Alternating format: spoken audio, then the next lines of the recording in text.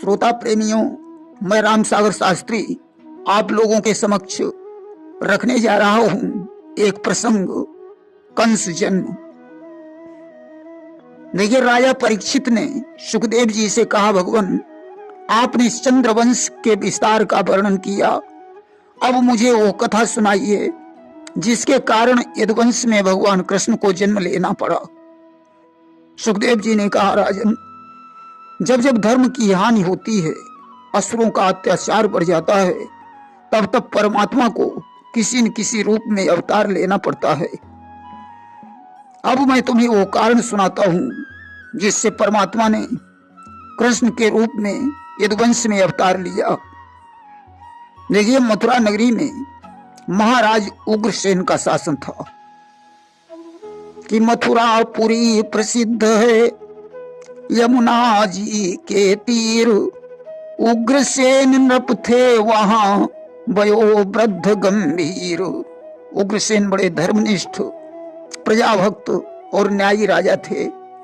उनकी रानी का नाम पवन रेखा था, जो आठों पहर अपने पति की सेवा में लगी रहती थी। अभी तक पवन रेखा ने किसी संतान को जन्म नहीं दिया था। एक दिन की बात है, रानी पवन रेखा अपने पति से आज्ञा लेकर सखियों के सहित रथ पर सवार होकर वन विहार करने के लिए गई। वहां रानी वन की सुंदरता देखकर गीत गाने लगी कि सखी अवलोक नैनों से चमन में क्या बहार आई, खिली हर रंग की क्यारी पवन में क्या बहार आई। रानी उस वन की सुंदरता में इतना खो गई कि उसे पता ही नहीं चला कि मेरी सखियां कहां हैं। जब उसका ध्यान भंग हुआ, अब तो वह सखियों को पुकारने लगी। उस समय द्रुमलिक नामक निशाचर ने उग्रसेन का रूप बनाया और रानी के पास पहुंचा कि बोलाओ प्रिय रुदन मत कर, हाजिर है तेरा रखवाला, मेरे सामने तुझे देखे है कौन यहाँ हिम्मत वाला। द्रुमलिक ने कहा, प्रिय तुम्हें डरने की जरूरत नहीं है, मैं तुम्हारे साथ हूं। रानी ने उस दुष्ट का छलवेश नहीं पहचान पाया। अस्तु द्रुमलिक ने उग्रसेन के रूप में पवन रेखा के सतीत्व को भंग कर दिया। अब तो ज्यों उसने अपना असली रूप प्रकट किया, देखकर पवन रेखा क्रोधित हो गई। उसने कहा, दुष्ट, तूने मेरे साथ अच्छा नहीं किया।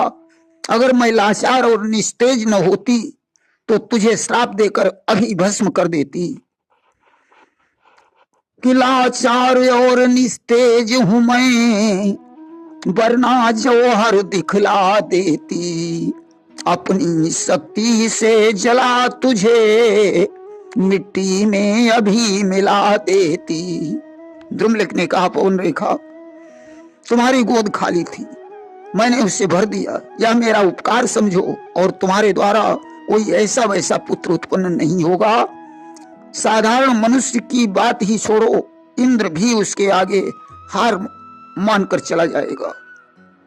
ऋषि मुनि गाय और ब्राह्मणों को अवश्य वो पीड़ा देगा, परंतु उसको मारने के लिए स्वयं भगवान को अवतार लेना पड़ेगा। इतना कहकर द्रुमलिक चला गया। रानी ने सखियों को बुलाया। सखियां दौड़कर आ गईं। उन्होंने रानी की हालत देखी और पूछा, बहन आपका ये साज श्रृंगार कैसे बिगड़ गया? रानी ने कहा, सखियों, मैं अकेली थी, यहाँ एक बंदर आ गया, उसने मेरे सारे साज श्रृंगार को बिगाड़ दिया। चलो अब घर चलते हैं। आज सखियों के सहित घर लौट आई। धीरे धीरे 10 महीने बीत गए। अब तो पुत्र के जन्म का समय निकट आ गया। देखिए, जब कोई धर्मात्मा जन्म लेता है तो शुभ शकुन होते हैं, जब कोई दुष्टात्मा का जन्म होता है तो अपशकुन होते हैं। अब तो आकाश हिलने लगा, पृथ्वी पर पाला गिरने लगा, प्रकृति उदास हो गई, तूफान चलने लगा, बादल गरजने लगे, बिजली चमकने लगी, समुद्रों में उबाल आ गया, पृथ्वी हिलने लगी, जंगलों में सियार रोने लगे कि कंपित नभ में पड़ गया मलिन सूर्य का वेश, घोर घड़ी नक्षत्र में प्रकट हुआ कंसेश। आज ऐसी घोर घड़ी में पवन रेखा ने अत्याचारी कंस को जन्म दिया। कंस ने बचपन में ही तमामों बच्चों को मार काट कर नदी में डाल दिया। जब बड़ा हुआ तो इसने गौशालों में आग लगवा दी, मंदिरों को तोड़ फोड़ डाला, यज्ञ हवन पूजन पर प्रतिबंध लगवा दिया। उग्रसेन ने बहुत कुछ समझाया, बेटा ऐसा अनाचार करना ठीक नहीं है। इसने उग्रसेन को पकड़कर जेल में डाल दिया और उनका राज मुकुट धारण करके स्वयं राजा बन गया। मगध सम्राट जरासंध पर चढ़ाई करके इसने उसकी अस्थि और प्राप्ति नामक 2 पुत्रियों के साथ अपना विवाह कर लिया। अब तो कंस का अत्याचार दिनों दिन बढ़ने लगा कि गंगा यमुना का दिव्य देश आरत हो कर रोता था, ब्रजमंडल से सुरमंडल तक जब जुल्म कंस का होता था। सारे देवता कंस के अधीन हो गए। पृथ्वी गाय का रूप धारण करके ब्रह्मा जी के यहाँ रोने लगी। भगवान शंकर भी वहां मौजूद थे।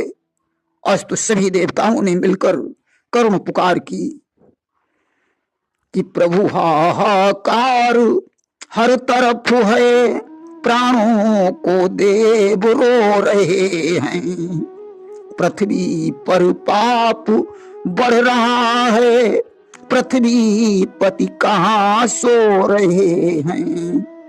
हे प्रभु आप कहाँ सो रहे हैं? हम लोग कंस के अत्याचार से दुखी हो रहे हैं। उस समय आकाशवाणी हुई कि हे भक्त जनों निश्चिंत रहो, अब तुम्हें न कोई भय होगा। यह धरती होगी रंगभूमि, धरणीधर का अभिनय होगा। हे देवताओं मैं अतिशीघ्र यदुवंश में कृष्ण के रूप में अवतार लूंगा।